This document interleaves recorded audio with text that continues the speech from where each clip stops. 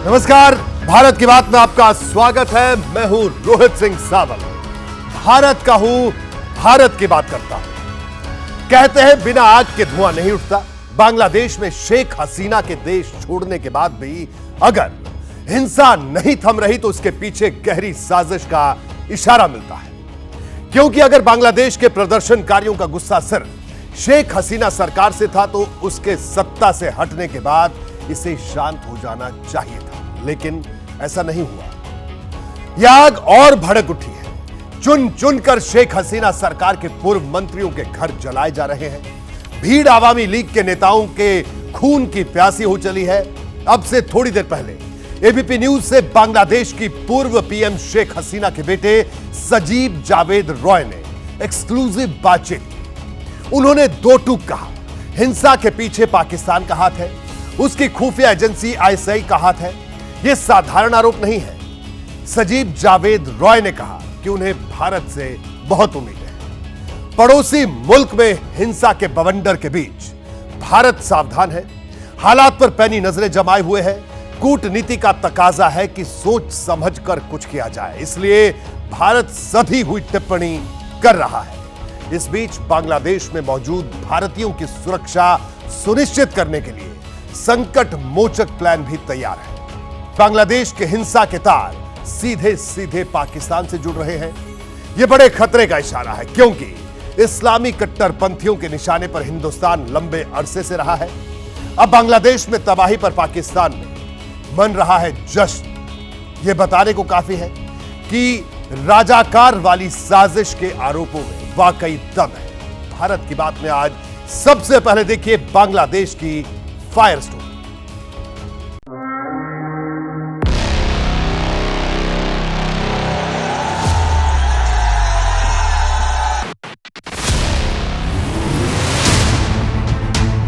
और इसके साथ ही मिट्टी में मिला दी गई शेख मुजीबुर रहमान की मूर्ति। ढाका में सिर्फ बांग्लादेश के संस्थापक की प्रतिमा ही जमींदोज नहीं की गई, बल्कि गिरा दी गई आमार शोनार बांग्ला की वो बुनियाद जिस पर बांग्लादेश खड़ा था।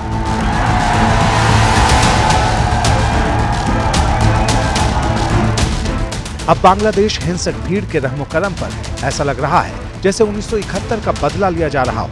ऐसा लग रहा है जैसे पाकिस्तानी बर्बरता से बांग्लादेश को आजाद कराने वालों का इतिहास चुन चुन कर मिटाया जा रहा है।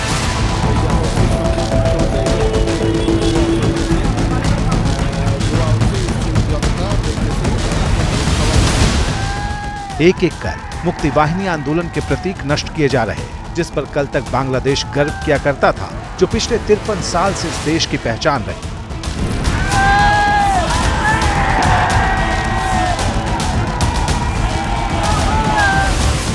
पूर्व प्रधानमंत्री शेख हसीना को शायद इसका पहले से अंदाजा था, इसलिए उन्होंने सिर्फ 45 मिनट के अल्टीमेटम पर अपना देश छोड़ दिया। सिर्फ 45 मिनट। और शेख हसीना ने ऐसा ही किया। उन्हें डर था कि जरा सी भी देरी यहां उनके और उनके परिवार को खतरे में डाल सकती है।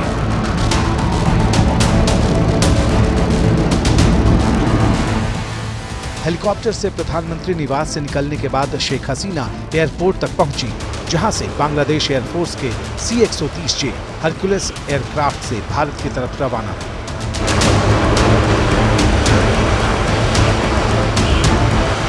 बताया जा रहा है कि शेख हसीना लगातार खतरे की जद में थी। भले ही बांग्लादेश की फौज ने उन्हें सेफ पैसेज दिया था, लेकिन खतरे की आशंका टली नहीं थी। जैसे ही उनके एयरक्राफ्ट ने भारत की वायु सीमा में प्रवेश किया, एयरफोर्स के तमाम रडार एक्टिव हो गए।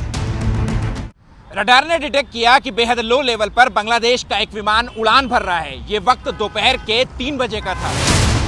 कुछ ही देर में कम्युनिकेशन से ये साफ हो गया कि इसमें बांग्लादेश के कुछ फौजियों के साथ शेख हसीना सवार है।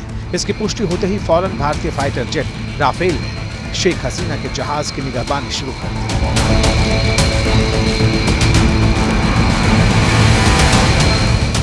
सूत्रों की माने तो भारतीय वायुसेना में दाखिल होने के ठीक बाद पश्चिम बंगाल के हाशिमारा एयरफोर्स स्टेशन से 2 राफेल फाइटर जेट ने उड़ान भरी। कुछ ही सेकंड में बांग्लादेश एयरफोर्स का C-130J हरक्यूलिस एयरक्राफ्ट भारतीय राफेल के अभेद्य सुरक्षा घेरे में था।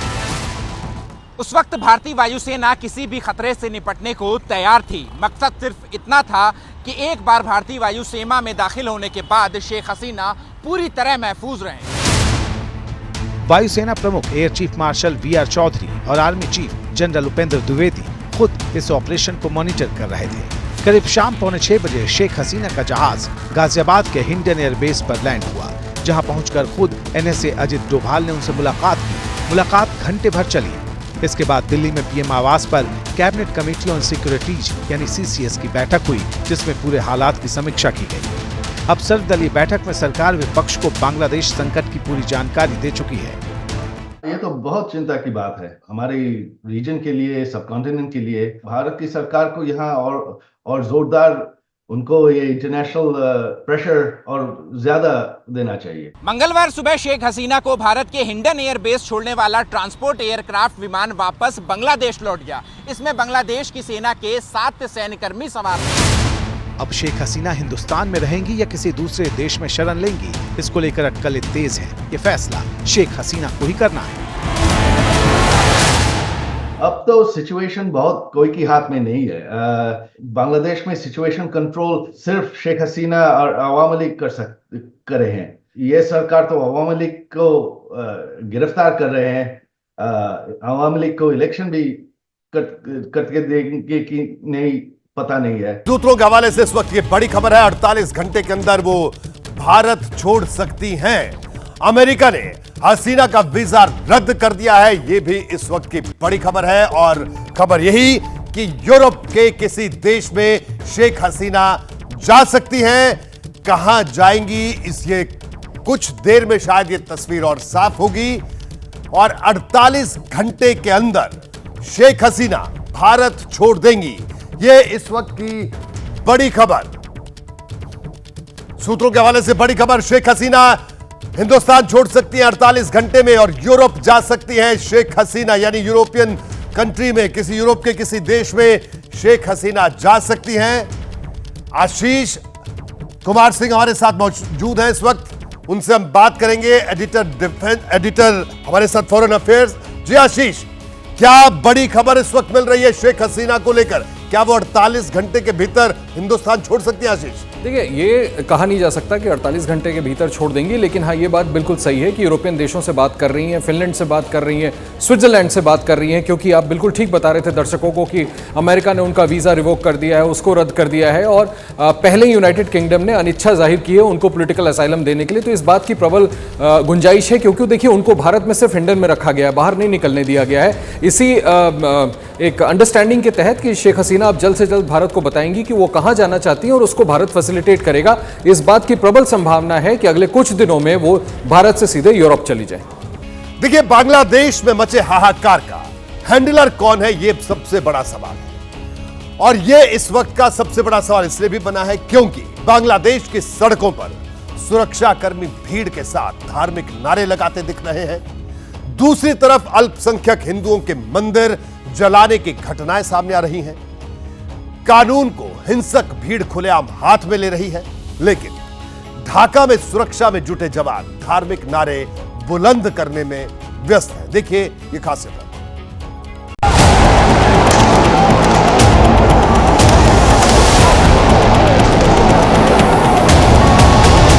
बांग्लादेश लपटों में घिरा है, हर तरफ आग ही आग नजर आ रही है।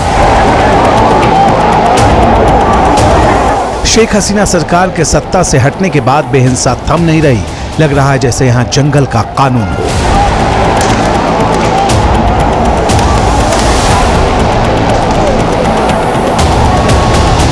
प्रधानमंत्री आवास से लेकर संसद भवन तक महफूज नहीं, लोकतंत्र भीड़ तंत्र में बदल चुका है। हर जगह प्रदर्शनकारियों ने तांडव किया और इस बीच बांग्लादेश की सेना उपद्रवियों के साथ मिलकर धार्मिक नारे लगा रही।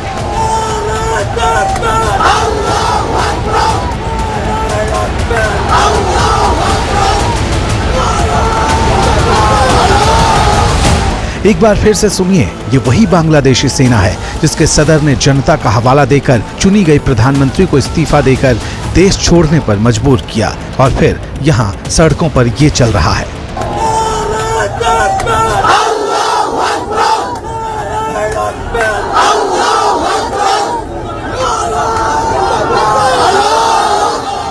इसी से समझा जा सकता है कि बांग्लादेश का भविष्य क्या होगा। आर्मी चीफ ने अंतरिम सरकार का वादा किया। राष्ट्रपति शहाबुद्दीन ने तीनों सेना प्रमुखों, अलग अलग सियासी दलों और सिविल सोसाइटी की राय ली। आंदोलनकारी छात्र नेताओं से बात की और इसके बाद संसद को भंग करने का फैसला किया।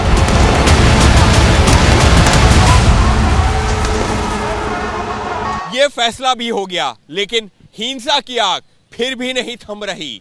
ढाका से पुलिस गायब है, सेना हाथ बांधकर खड़ी हुई है और पड़ोसी देश की राजधानी ढाका जल रहा है। Some people are taking advantage of the chaos to attack Hindu homes, Hindu temples, to grab their property, and so there could be an exodus of Hindus from Bangladesh. अब सवाल है कि आखिर वो कौन है जो बांग्लादेश को आग में झोंकने पर उतारू है। क्या ये नाराज छात्रों का गुस्सा भर है जो धीरे धीरे शांत हो जाएगा, या फिर इसके पीछे एक गहरी साजिश है जो इस आग को थमने नहीं देना चाहती, जो चाहती है कि दुनिया के नक्शे पर मजबूत आर्थिक ताकत के रूप में उभरता बांग्लादेश पूरी तरह तबाह हो जाए, 50 साल पीछे चला जाए।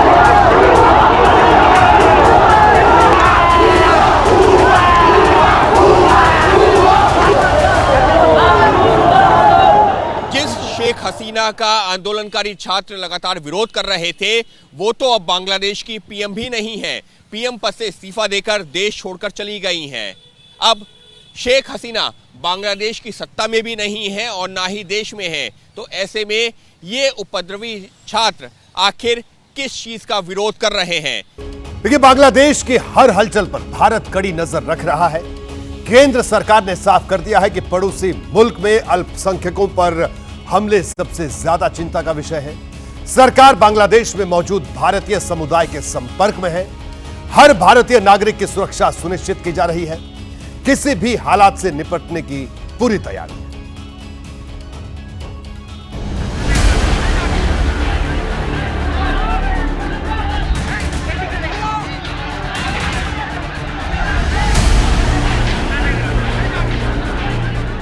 कट्टरपंथी जमात की करतूतों के चलते अमन ने बांग्लादेश का साथ छोड़ा। फिर शेख हसीना 15 साल तक जिस मुल्क की प्रधानमंत्री रही, वो मुल्क छोड़ दिया।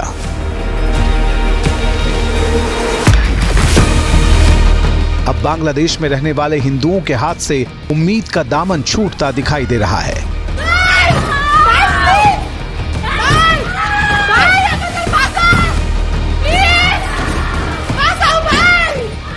शेख हसीना के मुल्क छोड़ने के बाद बांग्लादेश में हिंदुओं पर जुल्म शुरू हो गया। मंदिरों और हिंदू समुदाय पर हमले की खबरें लगातार आ रही हैं। हिंदुओं के घरों और मंदिरों को निशाना बनाए जाने की खबरें हैं। दावा किया जा रहा है कि बांग्लादेश की सड़कों पर खून की होली खेल रही कट्टरपंथी जमात ने नरसिंहडी जिले में काली माता मंदिर में तोड़फोड़ की।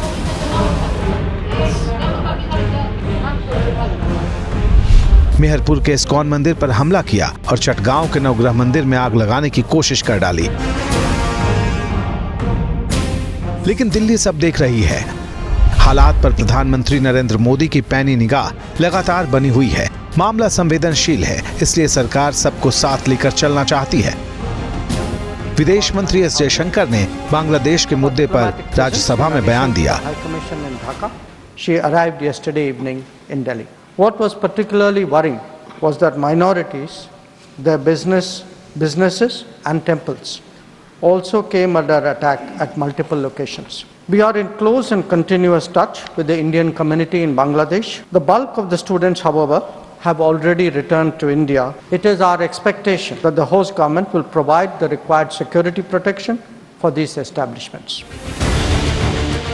हालांकि सरकार ने इससे पहले ही सर्वदलीय बैठक बुलाकर तमाम दलों को हालात की पूरी जानकारी दे दी थी।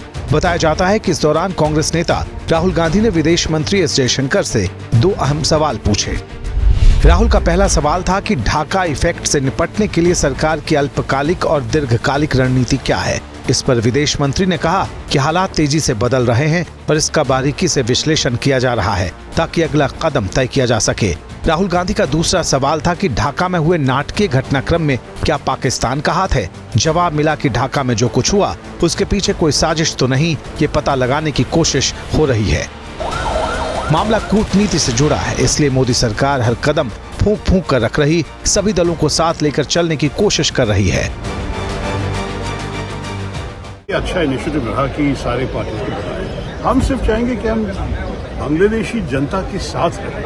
ये भारत का सबसे प्रथम इंटरेस्ट है। हम चाहते हैं कि उनके साथ रहें। बंगबंधु की मूर्तियों को जिस प्रकार डिसमेंटल किया गया, तो कोई सिर्फ ये कह दे कि ये कोटा के लिए मामला था, ऐसा नहीं है। इसका परत दर परत इस आर्किटेक्चर को समझना होगा। मैं समझता हूँ मेरी सरकार बेहतर निर्णय लेगी। बांग्लादेश हाल के दिनों में हिंसा की सबसे भयानक आग में जल रहा है। करीब 19,000 भारतीय नागरिक इस वक्त बांग्लादेश में बताए जाते हैं। इसलिए संजीदा मुद्दे पर भी सियासत शुरू होते देर नहीं लगी। सबसे पहले सामने आए संजय राउत। उन्होंने भारत के हालात की तुलना बांग्लादेश से कर डाली। हिंदुस्थान सारखीच परिस्थिती बांगलादेशमध्ये निर्माण झाली। पण शेख हसीना यांच्या बाबतीत इतकंच सांगता येईल, लोकशाहीचा मुखवटा लावून जे कोणी आपल्या देशामध्ये हुकुमशाही आणू इच्छितात, जनता त्यांना माफ करत नाही, जनता रस्त्यावर उतरते। हर डिक्टेटर का यही हाल होगा। उस मुल्क में बच्चों के साथ नाइंसाफी हो रही, और वैसे भी बहुत वक्त से ये बांग्लादेश में ये लग रहा था कि हालत ठीक नहीं है। फारूक अब्दुल्ला ने भी वही देखा जो वो देखना चाहते थे, वही बताया जो वो दिखाना चाहते थे। लेकिन संजय राउत की तानाशाही वाली बातों पर उनके ही साथियों ने मुहर लगाने से इनकार कर दिया। विपक्ष के कुछ नेताओं ने बांग्लादेश की स्थिति की तुलना भारत से की है। मैं तो ऐसे नहीं कहूँगा, क्योंकि भारतीय हित जो है वो तो पूरा देश का हित है। कोई भी अगर इस प्रकार के बयान देता है तो अतिरेक से बचना चाहिए। हिंदुस्तान के लोकतंत्र, जिस नेहरू जी को ये लोग न जाने क्या क्या कहते हैं, उन्होंने बुनियाद इतनी मजबूत कर दी है ना लोकतंत्र की। यहाँ सत्ता का हस्तांतरण हमेशा पीसफुल होगा, और यही हिंदुस्तान है। रणनीति सहूलियत के लिहाज से चलती है और विदेश नीति संजीदगी से। ये बात सरकार भी जानती है और विपक्ष भी, इसलिए दोनों अपने अपने मोर्चे पर डटे हैं। बांग्लादेश में पिछले दिनों जब छात्र आंदोलन के बीच एक विवादित नारा गूंजा तो शेख हसीना आपे से बाहर हो गई थी। यह नारा था, हम हैं राजाकार। दरअसल 1971 की मुक्ति वाहिनी क्रांति के दौरान पाकिस्तानी फौज के समर्थक बांग्लादेश में यही नारा लगाते थे। इसलिए पीएम पद पर बैठी शेख हसीना ने ऐसे नारे लगाने वालों के खिलाफ सख्त एक्शन के आदेश दिए थे। अब पाकिस्तान के एक्सपर्ट्स ये बात गर्व से बता रहे हैं कि रजाकार के नारे लगाने वाले आखिरकार जीत गए।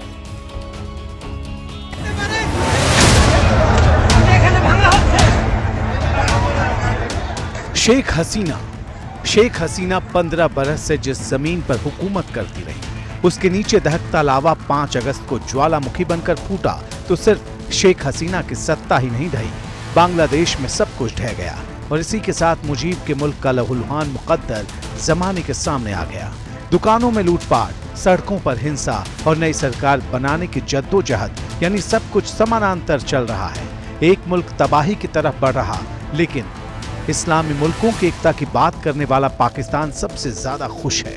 वो बांग्लादेश की बर्बादी का जश्न मना रहा है। मीडिया रिपोर्ट्स के मुताबिक रावलपिंडी के सेना मुख्यालय में एक बैठक बुलाई गई। इस बैठक में आर्मी के साथ साथ ISI के कई ऑफिसर भी शामिल हुए, जिसमें बांग्लादेश के हालात पर बात की गई और जश्न मनाया गया।